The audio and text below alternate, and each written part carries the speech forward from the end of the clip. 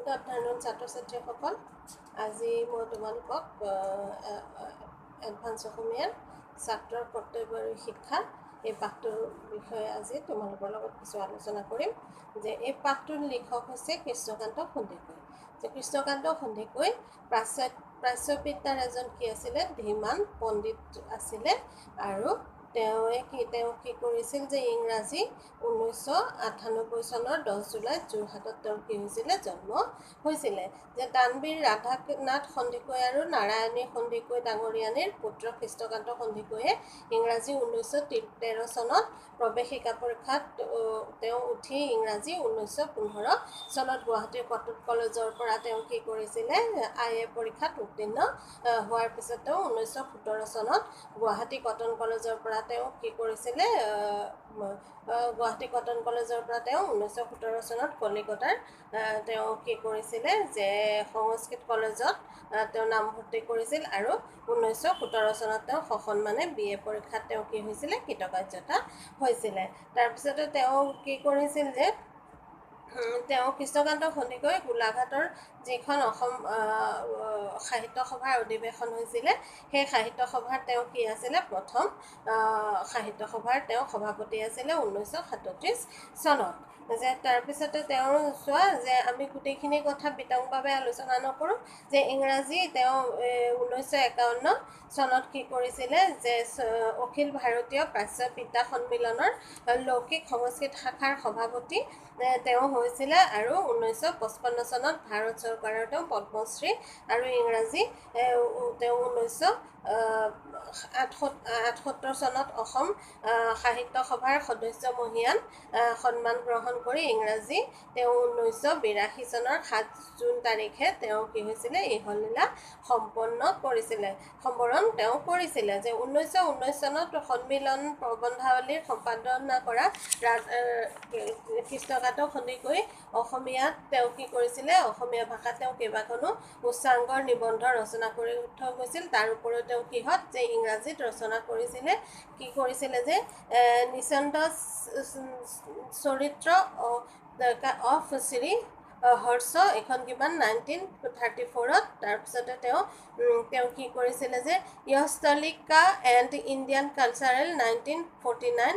তাৰপিছতে তেওঁ সেতুবন্ধন 1976 এই গ্ৰন্থকেইখন তেওঁ কি কৰিছিলে, দেশী বিদেশী মানে ৰচনা কৰিছিল। আৰু এই গ্ৰন্থকেইখন দেশী বিদেশৰ পণ্ডিত মহলৰ দ্বাৰা তেওঁ কি কৰিছিল, স্বীকৃতি লাভ কৰিবলৈ সমৰ্থ হৈছিলে। যে এতিয়া আমি পাঠটোৰ বিষয়ে কিছু কথা আলোচনা কৰিম। যে ছাত্ৰৰ শিক্ষা কেনে হোৱা উচিত আৰু ছাত্ৰৰ কৰ্তব্য কি হোৱা উচিত, সেই বিষয়ে তেওঁ কি কৰিছিলে, সন্মিলনত তেওঁ কি কৰিছিল, ভাষণ দিছিলে। আৰু সেই ভাষণত তেওঁ যিখিনি মানে ভাষণ তেওঁ তাত প্ৰদান কৰিছিলে, সেই ভাষণখিনিকে তেওঁ কি কৰিছে, এই তোমালোকৰ পাঠটোত মানে তেওঁৰ ভাষণটোকে বিপৰীত আলোচনা কৰা হৈছে। যে যোৱা 10-12 বছৰৰ ভিতৰত ভাৰতবৰ্ষত নানান আন্দোলন আৰু পৰিৱৰ্তনৰ ঢৌ উঠিছে। মানে যোৱা 10-12 বছৰ মানে লিখকে যেতিয়া এই কথাখিনি কি কৰিছিলে, মানে ভাষণত কৈছিল, তেতিয়াৰ কথা কোৱা হৈছে ইয়াত। যে সেই 10-12 বছৰৰ ভিতৰত ভাৰতবৰ্ষত কি হৈছিল, নানান আন্দোলন হৈছিল আৰু বহু ধৰণে কি হৈছিলে, পৰিৱৰ্তনৰ ঢৌ উঠিছিলে। যে মানুহৰ মনত কি হৈছিল, নতুন নতুন ভাৱ আৰু নতুন নতুন আকাংক্ষাৰ কি হৈছিলে, যে উদয় হৈছিলে। এই সময়ৰ ভিতৰতে আপোনালোকৰ নিয়মাৱলীৰ বিশেষ একো সাল সলনি নহ'লেও আপোনালোকৰ মনৰ ভাৱৰ যে নানান ৰূপান্তৰ হৈছে, সেই বিষয়ে সন্দেহ নাই।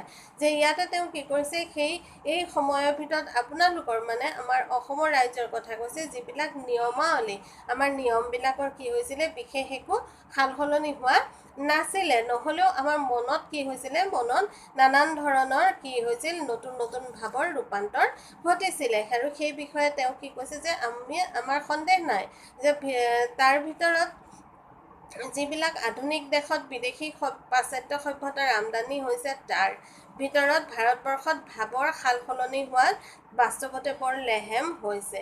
যে কিন্তু কি হৈছে, যিবিলাক আধুনিক দেশত কি হৈছিল যে বিদেশী প্ৰাচ্য সভ্যতা, যিটো বিদেশৰ প্ৰাচ্য সভ্যতা আছে সি কি হৈছিল, আমদানি হৈছিল, আহিছিলে। তাৰ ভিতৰত ভাৰতবৰ্ষত কি হৈছিলে, ভাৱৰ সালসলনি যে হোৱাটোত বাস্তৱ ক্ষেত্ৰত বহুতো কি আছিলে, লেহেমীয়া হৈছিলে। যে এই দেশবিলাকৰ ভিতৰত আকৌ কিছুমান যেনে ৰুছ দেশ আৰু জাপানত ভাৱৰ অভিব্যক্তি আনবিলাকতকৈ বেছি বেগেৰে হৈছিলে। যে এই দেশবিলাকত কি হৈছিলে, বিশেষকৈ কোনবিলাক দেশত, যেনেকৈ ৰুছ দেশ, জাপানত ভাৱৰ কি হৈছিলে, যিবিলাক অভিব্যক্তি আছিলে, যে ভাৱৰ তেওঁলোকৰ মনত যিবোৰ ভাৱ আছিল, সেইবোৰ কি হৈছিলে, যে আনবিলাকৰ দেশতকৈ বেছি বেগেৰে, মানে তেওঁলোকৰ তাত অতি সোনকালে তেওঁলোকে সেইখিনি কি কৰিছিলে, আঁকোৱালি লৈছিলে। ইয়াৰ কাৰণ কি কৈছে লিখকে, কৈছে ইয়াৰো কাৰণ অৱশ্যে বহুত আছে। যে কিন্তু তাৰ ভিতৰত এটা প্ৰধান কাৰণ হৈছিলে কি, যে যিবিলাক দেশত নতুন ভাৱৰ আঘাত লাগিলে তাৰ সমান বা তাতোতকৈ বেছি প্ৰবল ভাৱৰ প্ৰতিঘাততে সেইবিলাক দেশতে পৰিৱৰ্তন বেছি বেগেৰে হৈছে আৰু অধিক পৰিমাণে সফল হৈছে। যে যিবিলাক দেশত কি হৈছিলে, যে প্ৰধানকৈ যিবিলাক দেশত নতুন ভাৱৰ আঘাত লাগিল, যে যিবিলাক নতুন পৰিৱৰ্তন আহিল বা সেই বিদেশী যিবিলাক বস্তু তেওঁলোকে গ্ৰহণ কৰিলে, তাৰ লগে লগে তেওঁলোকৰ কি হৈছিল, যে তেওঁলোকৰ নিজৰ যিখিনি মানে সভ্যতা সংস্কৃতি আছিল, সেইখিনি তেওঁলোকে কি হোৱা হেৰাই যোৱা যেন পায়, তেওঁলোকৰ মনত কি হৈছিল, আঘাত লাগিছিলে। তাৰ বাবে তেওঁলোকৰ কি হৈছিল, যে তেওঁলোকৰ ভাৱৰ যিটো প্ৰতিঘাত আছিল, সেই প্ৰতিঘাতৰ লগে লগে কি হৈছিলে, তেওঁলোকে মানে সেইখিনি পৰিৱৰ্তন মানে কৰিবলৈ যাওঁতে নিজৰখিনিকো তেওঁলোকে কি কৰিছিল, আঁকোৱালি লৈ তেওঁলোকে আগুৱাই গৈছিলে। যে আজি ছাত্ৰ সমাজৰ আগত জয়তে এই কথা উত্থাপন কৰাৰ কাৰণ এই যে ভাৱৰ যি ঘাত প্ৰতিঘাতৰ কথা কোৱা হৈছে, তাৰ প্ৰথম জিলিকনি সকলো ঠাইতে ছাত্ৰ সমাজে কি হৈছে, আগতে পায়। তাৰমানে আজি ছাত্ৰ সমাজক যে আগত জয়তে তেওঁ যিহেতু এইটো এটা তেওঁৰ কি আছিলে, এটা ভাষণ আছিলে, গতিকে তেওঁ জয়তে প্ৰথমতে তেওঁ কি উত্থাপন ক'বলৈ বিচাৰিছিলে, যে ভাৱৰ যি প্ৰতিঘাতৰ কথা ইয়াত কোৱা হৈছে, তাৰ প্ৰথম জিলিকনি কি সকলো ঠাইতে, মানে কোনে বেছি প্ৰথমে সেইখিনিক আঁকোৱালি লয়, ছাত্ৰ সমাজে। আৰু তাৰ যে ছাত্ৰ সমাজৰ ওপৰত সি যি প্ৰভাৱ বিস্তাৰ কৰে, তাৰ ওপৰত জাতীয় অৱস্থাৰ ক্ৰমবিকাশৰ ৰূপ আৰু প্ৰকৃতি অনেক পৰিমাণে নিৰ্ভৰ কৰে। তাৰমানে যিহেতু আজিৰ ছাত্ৰজনে কালিৰ কি হ'ব, আমাৰ দেশৰ নাগৰিক হ'ব, হয়নে নাই? গতিকে তেওঁলোকে কি হ'ব, যে তেওঁলোকে সেই যিবিলাক ছাত্ৰ সমাজে আগতে তেওঁলোকে যি ঘাত প্ৰতিঘাতৰ কি পাইছিলে, যে তেওঁলোকে মানে ঘাত প্ৰতিঘাতবিলাক পাইছিল, সেইবোৰ তেওঁলোকে কি কৰিছিলে, যে জাতীয় জীৱনটোক আগুৱাই নিবলৈ, ক্ৰমবিকাশৰ দিশলৈ নিবলৈ আৰু প্ৰকৃত অনেক পৰিমাণে কি কৰিছিল, নিৰ্ভৰ কৰি আছিল কাৰ ওপৰত, জাতীয় যিবিলাক আমাৰ অৱস্থা তাৰ ক্ৰমবিকাশত, যে অনেক পৰিমাণে কাৰ ওপৰত নিৰ্ভৰশীল আছিলে, ছাত্ৰ সমাজৰ ওপৰত নিৰ্ভৰশীল হৈ আছিলে। যে ঊনবিংশ শতিকাৰ প্ৰথম ভাগৰ ৰুছ সাহিত্য আলোচনা কৰিলে ছাত্ৰ আৰু শিক্ষিত যুৱকসকলৰ মনত পশ্চিম ইউৰোপীয় সভ্যতাই পোনতে যি ভাৱৰ হেন্দোলনি জন্মাইছিল, তাৰ আভাস পোৱা যায়।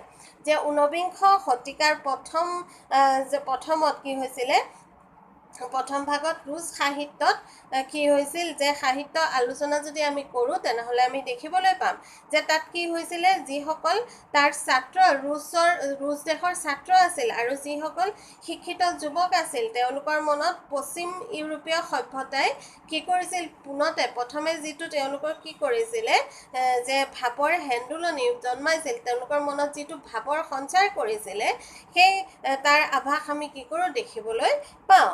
যে তেতিয়া পশ্চিমীয়া সভ্যতা ৰুছ দেশত সোমাবৰ বেছি দিন হোৱা নাছিল। সেইখিনি সময়ত যিটো পশ্চিমীয়া সভ্যতা আছিল, সেই সভ্যতাটো ৰুছ দেশত সোমোৱা কি হোৱা নাছিলে, বেছি দিন হোৱা নাছিলে। কিন্তু অতি কম সময়ৰ ভিতৰতে কি কৰিছিলে, যিসকল শিক্ষিত ডেকাসকল আছিল, তেওঁলোকে সেই নতুন সভ্যতা আৰু ভাৱৰাশিৰ কি কৰিছিল, প্ৰবল উৎসাহপূৰ্ণ তেওঁলোকে সমালোচনা কৰিছিলে। যে তেওঁলোকে কি কৰিছিল, যে পশ্চিমীয়া সভ্যতাটো ৰুছ দেশত যেতিয়া সোমাইছিল সেইটো বেছিদিন নহওঁতে তেওঁলোকে কি কৰিছিল অতি কম সময়ৰ ভিতৰতে যিসকল শিক্ষিত ডেকা আছিলে তেওঁলোকে সেই নতুন সভ্যতা আৰু ভাৱৰাশিৰ প্ৰবল তেওঁলোকে কি উৎসাহপূৰ্ণভাৱে অতি উৎসাহেৰে তেওঁলোকে সেইখিনিক সমালোচনা কৰিছিল তাৰ ভাল বেয়াখিনি তেওঁলোকে কি কৰি লৈছিলে আলোচনা কৰি লৈছিল যে জাৰ্মান দাৰ্শনিক হেগেলৰ জাতি আৰু ৰাষ্ট্ৰ সম্পৰ্কীয় মতবিলাক শিক্ষিত ডেকাসকলে কি অসীম আগ্ৰহ আৰু উৎসাহেৰে অনবৰত আলোচনা কৰিছিল তাক বিখ্যাত লেখক টুৰগেনিভে বৰ্ণনা কৰি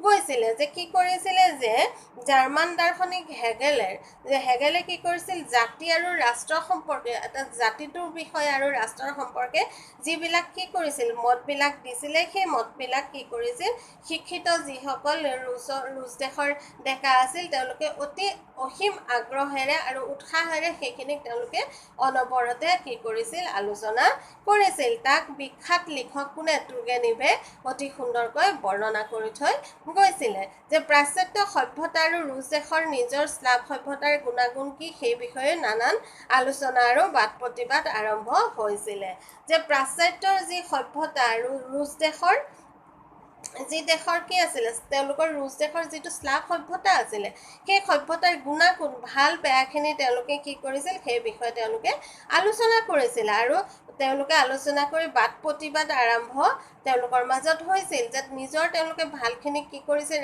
ৰাখি থৈছিলে আৰু নিজৰ যিখিনি মানে বেয়া আছিল সেইখিনিক তেওঁলোকে কি কৰিছিল বৰ্জন কৰিছিলে যে তাৰপিছত তেওঁলোকৰ মাজত কি হ'ল দুদল মানুহৰ আবিৰ্ভাৱ হ'ল এদলে কি কৰিলে স্লাভ সভ্যতাৰ পক্ষপাতী আৰু ইদল হ'ল জাপাদানিক বা পশ্চিমীয়া দল মানে এটা দলে কি কৰিছিল স্লাভ সভ্যতা মানে তেওঁলোকৰ যিটো নিজৰ সভ্যতা আছিল তাৰ তেওঁলোকে কি কৰিছিল পক্ষপাতী কৰিছিল আৰু আন এটা দলে কি কৰিছিলে জাপাদানিক বা পশ্চিমীয়া তেওঁলোকে যিটো সভ্যতা আছিল তাক সমৰ্থন কৰিছিল যে দুয়ো দল জাতীয় ভাৱৰ দ্বাৰা অনুপ্ৰাণিত হৈছিল দুইটা দলৰ মাজতে কি আছিল তেওঁলোকৰ জাতীয় প্ৰেম ভাৱ আছিলে যে পশ্চিমী ইউৰোপীয় সভ্যতাক কি প্ৰণালীৰে অৱলম্বন কৰিলে জাতীয় মৰ্যাদা আৰু জাতীয় অভ্যুদয় দুয়োটাই অক্ষুণ্ণ থাকে তাক বিচাৰ কৰাই তেওঁলোকৰ উদ্দেশ্য আছিলে যে তেওঁলোকে যে পশ্চিমীয়া সভ্যতাটো গ্ৰহণ কৰিব সেই পশ্চিমীয়া সভ্যতাটোৰ যে তেওঁলোকে লোৱাৰ পিছত তেওঁলোকৰ যাতে কি নহয় নিজৰ যি সভ্যতা আছে তাৰ সেই জাতীয় যিটো মৰ্যাদা আৰু জাতীয় যি তেওঁলোকৰ অভ্যুদয় সেই দুটা যাতে তেওঁলোকৰ ক্ষুণ্ণ থাকে মানে সেইখিনি যাতে থাকি যায় সেইবাবে তেওঁলোকে কি কৰিছিলে যে তাক বিচাৰ কৰাটো তেওঁলোকৰ কি আছিলে উদ্দেশ্য আছিলে এই আন্দোলনৰ পৰা পাশ্চাত্য সভ্যতাৰ সংঘৰ্ষত ৰুছ ছাত্ৰ আৰু শিক্ষিত ডেকাসকলৰ মাজত যি ভাৱৰ ঢৌ উঠিছিল তাক সহজে বুজিব পাৰি যে এই আন্দোলনৰ ফলস্বৰূপে কি হৈছিলে পাশ্চাত্য যিটো সভ্যতা আছিলে সভ্যতাৰ সংঘৰ্ষত ৰুছ যিসকল ছাত্ৰ আৰু শিক্ষিত ডেকা আছিলে তেওঁলোকৰ মাজত কি হৈছিল এটা নতুন ভাৱৰ তেওঁলোকক আহি কি কৰি গৈছিলে হেন্দোলনি দি গৈছিল যে অলপ দিনৰ ভিতৰতে ৰুছ দেশত যিবিলাক পৰিৱৰ্তন আৰু আন্দোলন হৈছিল তাৰ মূলতে এই ভাৱৰ ঘাত প্ৰতিঘাত সেইভাৱে কি হৈছিলে যে ৰুছ দেশত অতি কম সময়ৰ ভিতৰতে পৰিৱৰ্তন হৈছিলে যে সাংঘাতিকভাৱে ৰুছ দেশে কি কৰিছিল তেওঁলোকৰ সভ্যতা সংস্কৃতি সকলোতে তেওঁলোকৰ কি হৈছিল এটা পৰিৱৰ্তন ঘটিছিলে যে ইয়াত সেই বিষয়ে বহলাই ক'ব নোৱাৰি লিখকে কৈছে ইমানখিনি কথা ইয়াত কি কৰিব নোৱাৰি বহলাই ক'ব নোৱাৰি ভাৰতবৰ্ষত কিন্তু যেতিয়া পাশ্চাত্য সভ্যতা সোমাল তেতিয়া প্ৰায় সকলোৱে তাক দেৱতাৰ বৰ বুলি গ্ৰহণ কৰিলে তাৰ কোনটো আচল কোনটো নকল তাক কোনেও বিচাৰ নকৰিলে আমাৰ ভাৰতবৰ্ষত যেতিয়া কি হৈছিলে পাশ্চাত্য সভ্যতা আহি কি কৰিছিল সোমাইছিলি তেতিয়া সকলোৱে অন্ধভাৱে তাক কি কৰিছিলে আঁকোৱালি লৈছিল তাৰ কোনখিনি ভাল কোনখিনি বেয়া সেইখিনি তেওঁলোকে কি কৰা নাছিলে বিচাৰ বিবেচনা কৰা নাছিলে এই অৱস্থা এতিয়াও কম বেছি পৰিমাণে চলি আছে তেনেকুৱা এটা অৱস্থা যে আমি কি কৰিছোঁ পাশ্চাত্যৰ যিবিলাক ভাৱধাৰা তাকহে বেছিকৈ কি কৰিছোঁ আঁকোৱালি লৈছোঁ নিজৰ যিবিলাক সভ্যতা সংস্কৃতি তাক আমি কি কৰিছোঁ পাহৰি গৈছোঁ বহু পৰিমাণে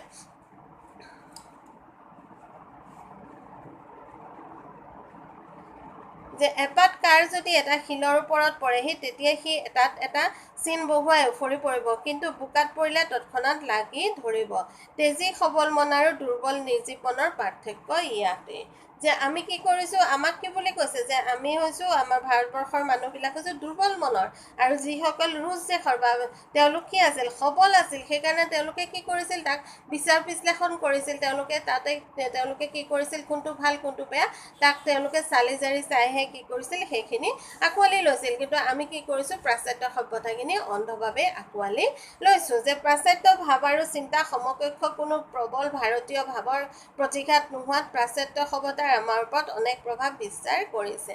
যে কি হৈছিলে, পাশ্চাত্যৰ ভাৱ আৰু চিন্তাৰ যিটো সমকক্ষ সমান কোনো প্ৰবল কি নাছিলে, ভাৰতীয় ভাৱ তেতিয়া নাছিল।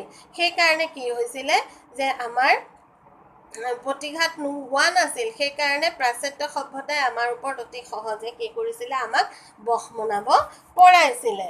যে আমাৰ ছাত্ৰ সমাজৰ দায়িত্ব এইকাৰণে বৰ গধুৰ। সেয়েহে আমাৰ ছাত্ৰ সমাজে কি কৰিব লাগিব, ভাল বেয়া সকলোখিনি বিচাৰ বিশ্লেষণ কৰি তাক আগুৱাই লৈ যাব লাগিব। সেইটোকে আমাৰ ছাত্ৰ সমাজৰ বৰ ডাঙৰ এটা কি আছে, গধুৰ মানে ভূমিকা আছে।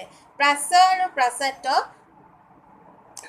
আৰু পাশ্চাত্যৰ যিটো ভাৰতবৰ্ষৰ জাতীয় আদৰ্শ গঠন কৰি তুলিবলৈ হ'লে ছাত্ৰ সমাজৰ মাজতে তাৰ প্ৰথম বিকাশ ঘটিব লাগিব। এইকাৰণে ছাত্ৰ জীৱনত স্বাধীন কি লাগে, চিন্তা চৰ্চা লাগে, ক্ষমতা লাগে, আৰু জাতীয় এটা আত্মবোধৰ ভাৱ কি কৰিব লাগে, ছাত্ৰ সমাজৰ মাজত থাকিব লাগে। তেতিয়াহে কি হ'ব, আমাৰ জাতিটোৰ উপকাৰ সাধন হ'ব। আজি ইমানখিনিলৈকে কৰালোঁ। তোমালোকক অহা ক্লাছত মই আকৌ বাকীখিনিৰ পৰা পঢ়াম। যদি কিবা বুজি নোপোৱা তেনেহ'লে তোমালোকে মোৰ ফোন নম্বৰ আছে, ফোন কৰি সুধি ল'ব পাৰিবা। আজিলৈ ৰাখিলোঁ, ভালে কুশলে থাকা।